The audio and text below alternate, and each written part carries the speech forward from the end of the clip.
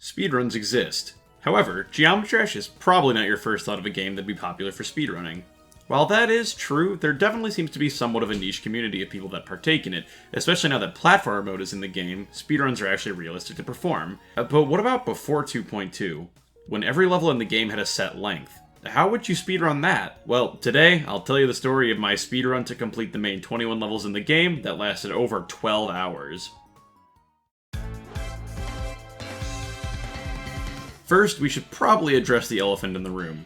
How exactly would you speedrun Geometry Dash in 2.1? As we all know, classic levels have a set length. No matter how many times you play Stereo Madness, it's always going to be 1 minute and 29 seconds long. The only thing that can change this are potential secret ways, but honestly, even if you find a secret way that makes the level faster, that's still a consistent length for the level, it's just not the intended length for the level. No, the secret to saving time comes in a potentially unexpected way. The menu. The only way to save time in these speedruns is by navigating through the level select menu as fast as possible. It seems insignificant, but over time it can certainly add up. It's also a bit of a balancing act between speed and accuracy, since menuing too fast would freeze the menu and not allow you to enter the level. At least that happened in 2.1, I'm not sure if it's still a thing in 2.2. Now, I had never made any content on GD speedruns before I did this run that you're about to watch today, but I wanted to think of something truly unique to do. My idea? Craft the worst GD speedrun ever conceived. I attempted to bring this dream to life first on June 8th, 2019, and I finished 8 hours later. But it wasn't valid because the category I chose to run requires you to collect coins, and I didn't collect a single coin. So, with that newfound knowledge, I went to try the challenge again 2 weeks later on June 23rd. With the background of GD speedrunning and this challenge explained, let's now jump into the run.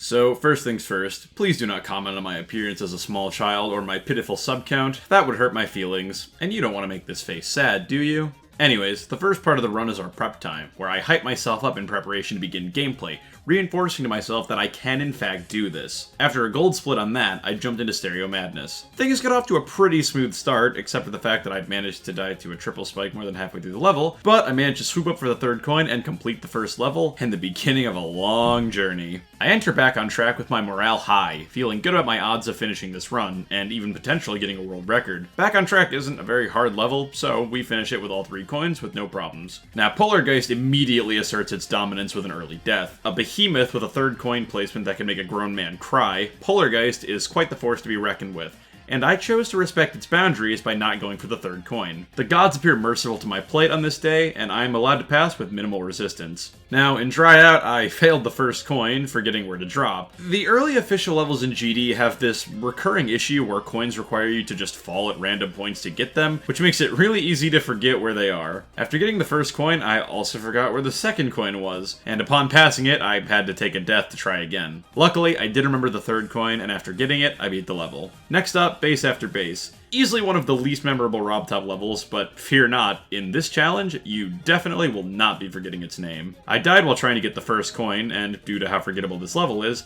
actually had to enter practice mode to search for it. Luckily, after finding the 1st coin, the remaining 2 were easy enough to grab. Back to normal mode I go, and if it wasn't clear from this gameplay, I was not as good at Geometry Dash in 2019 as I am now.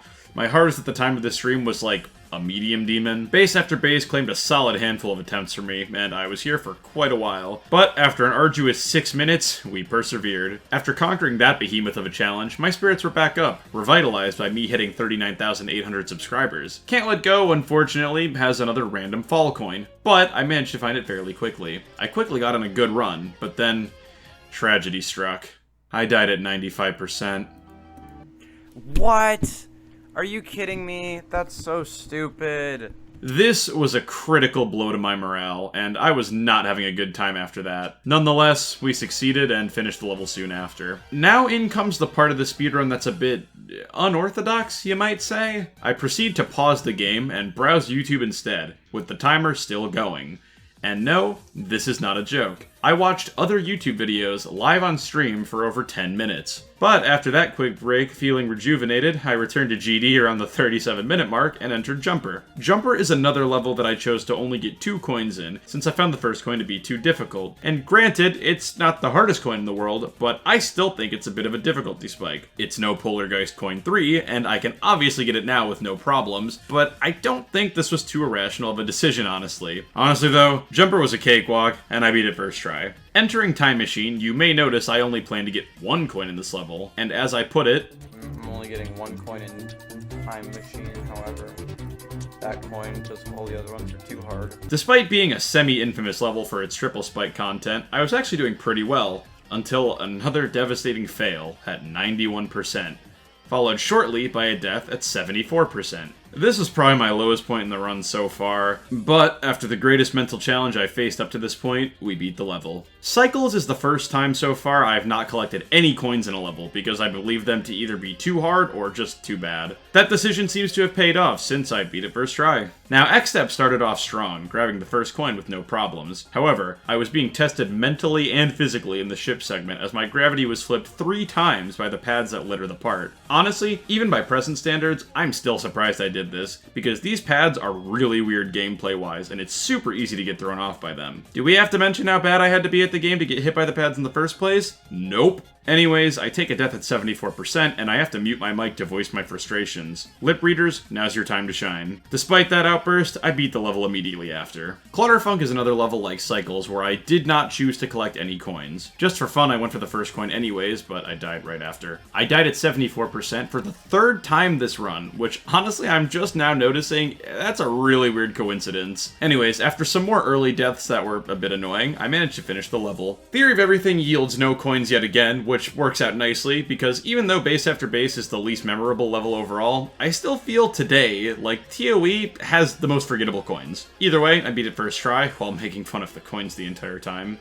And we move on to Electroman Adventures. Electroman Adventures puts us back to the 3-coin lifestyle. Despite an early death, I got all 3 coins and finished pretty easily afterwards. Now obviously, due to my severe skill issue, in Club Step I did not plan to collect any coins. But, as we are all probably aware, the first coin in Club Step is easier to get than it is to avoid. So I subconsciously grabbed it, and thus the coin did in fact count for us, so yippee. On to the next segment, where we again get bored of Geometry Dash and have to turn to outside media for entertainment. My choice this time around was the original Super Mario Bros. For the NES from 1985, complete with splits for each world. To avoid overloading my computer, I actually shut down GD. In 2019, I was using this old gaming laptop to do YouTube and play games on instead of actually having a PC, so please excuse the awful performance. Now, if you know anything about speedrunning Super Mario Bros., you may know that the fastest speedrun involves warping around the game to beat it quicker. However, as you may have guessed, I didn't do that. I proceeded to spend the next 30 minutes taking the longest path around the game I could find, abusing save states the whole time to make sure that I didn't game over. I'm going to avoid dwelling on this part for too long so I don't lose your attention, because I know you're only here for Geometry Dash, but I do want to note that I got so lost in the maze in World 7-4 that I had to pause the game and look up the answer online, so we can all have a hearty laugh at past me's expense. I beat Super Mario Bros. Just past the hour-and-a-half mark of the speedrun and started transitioning back to GD. This split is actually necessary since there's actually a fair bit of time required for my computer to open Steam in GD. Now, Electrodynamics, being a notoriously hard level, obviously took me a little bit. While it didn't take as long as you might think, I did die at 96 before completing it, and this was definitely bad for morale, especially since I didn't even have to collect any coins in the level. Unfortunately, my carelessness got the best of me, and I died to the final ship again, this time at 94. Luckily, on the next attempt that made it to the end, I beat it. Hexagon Force, by comparison to Electrodynamics, may as well be an auto level. I beat it with no problems with all 3 coins after the first try.